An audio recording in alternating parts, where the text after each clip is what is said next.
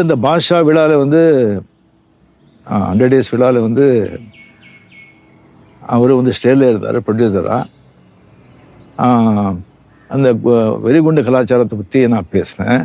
எனக்கு வந்து அவ்வளோ பேசியிருக்கேன். அவரை வச்சுட்டு மினிஸ்டராக வச்சுக்கிட்டு அதை பற்றியும் நான் பேசக்கூடாது. அந்த அளவுக்கு வந்து அப்போ வந்து எனக்கு ஒரு தெளிவோ இல்லை ஒரு ஏதோ இல்லை.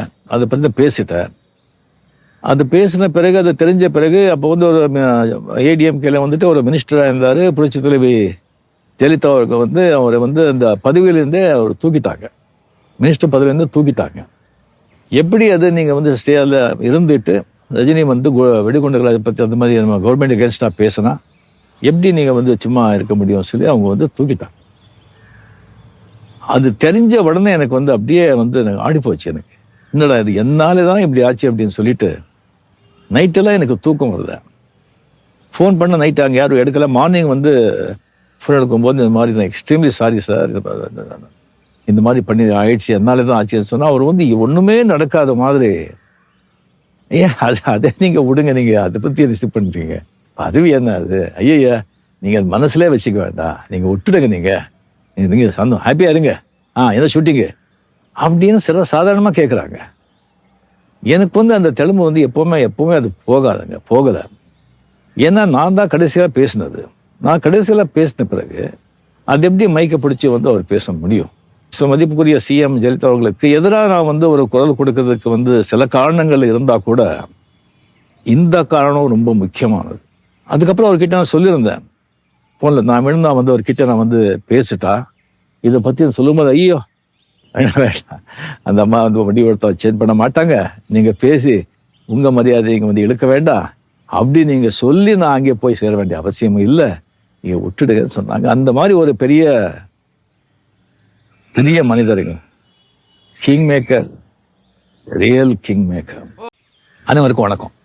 ஆர்எம்வி த கிங் மேக்கர், இந்த டாக்குமெண்ட்ரி, இதில் வந்து அவரை பற்றி பேசுறதுல வந்து எனக்கு வந்து ரொம்ப மகிழ்ச்சி. ஸோ எனக்கு வந்து ரொம்ப நெருக்கம் மரியாதை கொடுத்து என்னோட என் மேலே வந்து அவ்வளோ அன்பா காட்டினவங்க வந்து ஒரு 3-4 பேருங்க.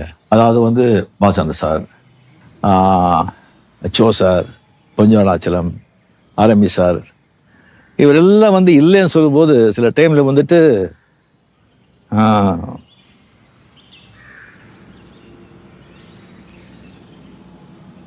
ரொம்ப மிஸ் பண்றோம். அது வந்து இந்த பாஷா விழாவில் வந்து 100 டேஸ் விழாவில் வந்து அவர் வந்து ஸ்டேஜில் இருந்தார் ப்ரொடியூசராக. அந்த வெறிகுண்டு கலாச்சாரத்தை பற்றி நான் பேசினேன்.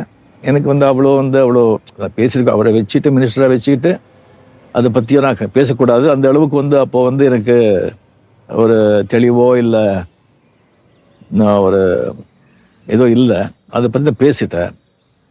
அது பேசின பிறகு அது தெரிஞ்ச பிறகு அப்போ வந்து ஒரு ஏடிஎம்கேல வந்துட்டு ஒரு மினிஸ்டராக இருந்தார் புரட்சி தலைவி ஜெயலலிதா அவருக்கு வந்து அவரை வந்து அந்த பதவியிலேருந்தே அவர் தூக்கிட்டாங்க.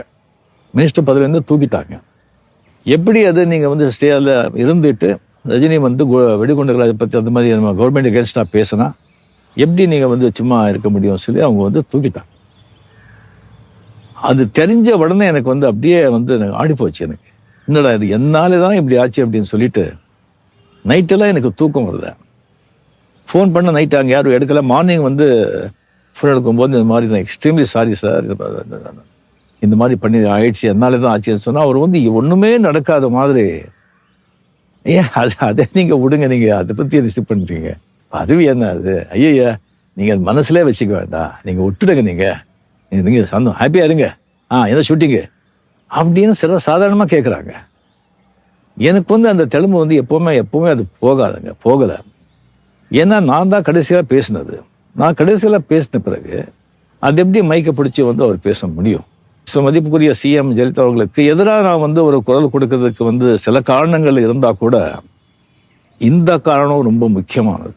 அதுக்கப்புறம் அவர்கிட்ட நான் சொல்லியிருந்தேன் ஃபோனில், நான் வேணும்னா வந்து அவர்கிட்ட நான் வந்து பேசிட்டா இதை பற்றி சொல்லும்போது ஐயோ வேண்டாம், அந்த அம்மா வந்து வண்டி ஒருத்த சேஞ்ச் பண்ண மாட்டாங்க, நீங்கள் பேசி உங்கள் மரியாதையை இங்கே வந்து இழுக்க வேண்டாம் அப்படி நீங்கள் சொல்லி நான் அங்கே போய் சேர வேண்டிய அவசியமும் இல்லை, நீங்கள் விட்டுடுங்கன்னு சொன்னாங்க. அந்த மாதிரி ஒரு பெரிய மனிதருங்க, king maker, real king maker.